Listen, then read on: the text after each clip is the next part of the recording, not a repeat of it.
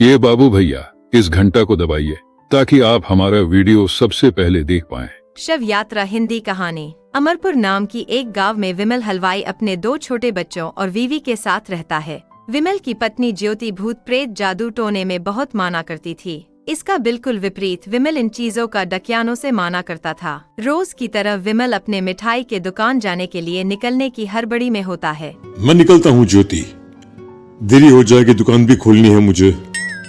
अजी ध्यान से, आज अमावस्या है। रास्ते में कोई कपड़ा या कुछ भी गिरा हो तो उसे लांग मत दीजिएगा, बगल से चले जाइएगा। अरे ऐसे तो तुम मुझे पागल ही कर दोगी क्या? हाँ, मैं नीचे देखकर चलूं कि सामने से कोई गाड़ी घोड़ा आकर मेरे ऊपर से चला जाए? दोनों हालत में तो मेरी ही मौत है। अरे क्यों सुबह सुबह इतनी अपसुगनी बातें कह रहे हो जी?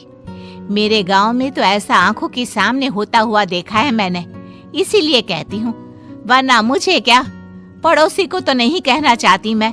पति हैं आप मेरे, इसलिए बोल रही हूँ।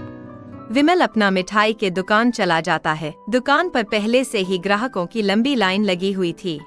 ये लो, वहाँ ज्योति अमावस्या को लेकर परेशान है और आज तो हमेशा से ज्यादा ही लंबी लाइन लगी पड़ी है।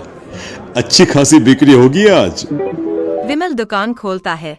एक के बाद एक ग्राहक उसकी दुकान पर मिठाई ले रहे होते हैं। तभी गांव की एक बूढ़ी औरत विमल से कहती है, जिस तेजी से बिक्री हो रही है, कहीं किसी की नजर ना लग जाए, नींबू मिर्ची टांग ले। अरे क्या चाची तुम भी, ये सब नजर बजर कुछ नहीं होता है। कैसे लोग हैं मेरे आसपास। अपने दुकान से शाम को विमल हंसते कूदते वापस घर आता है। हाँ, आज तो अच्छी खासी बिक्री हुई है। एक महीने में जितनी बिक्री होती है, एक ही दिन में आज उतने पैसे कमा लिए मैंने। ये तो बहुत अच्छा हुआ जी, आज ही घर की नजर उतारी है मैंने। बिक्री तो अच्छी होनी ही थी। अच्छा, तुम खाना लगा दो, सारा माल बिक चुका है। मुझे शहर जाना होगा, कुछ चीजों की जरूरत पड़ेगी। रात भर मिठाई बनाऊंगा, तब जाकर कल सुबह दुकान खोल पाऊंगा। खाना खाकर विमल शहर जाने के लिए निकल पड़ता है। सुनिए जी, ध्यान से जाइएगा। चौरस्ते पर किसी जादू टोने की चीज पर पैर मत रख दीजिएगा। हे भगवान, हद हो गई ज्योति, ये तो मैं जा रहा हूँ। विमल गुस्से से शहर जाने निकल पड़ता है। रात का काला घना अंधेरा, चांद की एक भी किरण न होने के कारण अंधेरे में कुछ भी देख पाना मुश्किल था। जंगल के बीच के एक अधकच्ची रास्ते से विमल जा रहा होता है। चारों तरफ गुप्त अंधेरा और सन्नाटा सुनाई दे रहा था और सुनाई दे रही थी विमल के आ रहे सूखे पत्तों की आवाजें। तभी अचानक दूर से उसे कुछ आवाजें सुनाई देती है। अरे, ये इतनी रात को जंगल के रास्ते कौन जा रहा है? शायद कोई टोली होगी। राम नाम सत्य है, राम नाम सत्य है, राम नाम सत्य है, राम नाम सत्य है। धीरे धीरे आवाज कुछ कुछ सुनाई पड़ती है। आवाज धीरे धीरे और नजदीक आने लगती है। विमल देखता है कि उसके सामने सजी धजी सफेद कपड़े में लिपटी एक अर्थी निकल रही है, जिसके साथ 5 लोग ही थे। 4 आदमियों ने उसे कंधा दिया हुआ था। एक मटका लिए आगे आगे बढ़ रहा था। विमल के बिल्कुल सामने आकर अर्थी रुक जाती है। उसमें से एक आदमी विमल से कहता है, अरे भाई, जरा अर्थी को कंधा लगाना, मैं बहुत थक गया हूँ, बड़ी मेहरबानी होगी। हाँ भाई, कंधा तो मैं लगा दूं, पर रात को 12 बजे ये शव यात्रा, इस समय कौन अर्थी ले जाता है? तभी विमल को ऐसा लगता है जैसा कि शव में से आवाज आई। ये आवाज। मजबूरी है भाई, आप कंधा दीजिए, मैं रास्ते में सब बताता हूँ आपको। विमल अर्थी को कंधा लिए चल रहा होता है कि उसे ऐसा लगता है कि हाथ में मटका लिए जो आदमी शव के आगे चल रहा है, उसके पैर उल्टे हैं। क्या हुआ भाई, हकला क्यों रहे हो? वो आपके साथी के पैर उल्टे।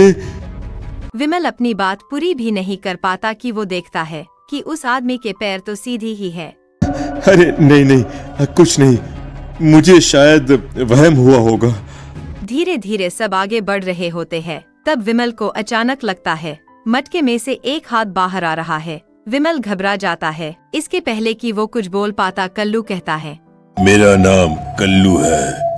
हम 6 दोस्त थे, जिसमें से एक को तो तुम सोया हुआ देख रहे हो। इतनी पक्की दोस्ती थी कि जैसे हम सब सगे भाई हैं। पर किस्मत का कोई क्या कर सकता है। आज से 4 साल पहले एक नदी में हम सब नहाने गए थे, जिसमें डूबकर राजेश की मौत हो गई। किसी मजबूरी के कारण हमें उसकी अर्थी को रात को ही शमशान घाट ले जाना पड़ा। हम 5 उसे ले जा रहे थे। 4 साल पहले आप 5 में मैं कुछ समझा नहीं। मनकू अपनी गर्दन पीछे घुमाकर अपने आंखें बड़ी बड़ी कर विमल से कहता है, अरे भाई, पूरी कहानी खत्म होने दो, फिर बीच में बोल लेना, ठीक है? तभी रास्ते में एक हादसे में अपने दोस्त के साथ हम सभी मर गए। वो सामने देखो, हमारा दोस्त। विमल सामने देखता है। उसे दिखता है कि एक ऐसा आदमी जिसका शरीर कई जन्मों से पानी के अंदर रहने के कारण सफेद पड़ गया है। उसकी आंखें बाहर की ओर निकली हुई थी। फिर ये अर्थी किसकी है? अर्थी के 7 लोग अर्थी को नीचे रखते हुए एक साथ विमल की ओर देखते हुए कहते हैं, तुम खुद ही देख लो। विमल शव पर से सफेद कपड़ा हटाता है। शव के जगह खुद को ही देखकर विमल के होश उड़ जाते हैं। वो शव विमल की ही थी। पलक झपकते ही विमल उस अर्थी के जगह पर होता है। 6 के 6 दोस्त उसी तरह अर्थी को उठाकर चलने लग जाते हैं। राम राम सत्य है। राम नाम सत्य है।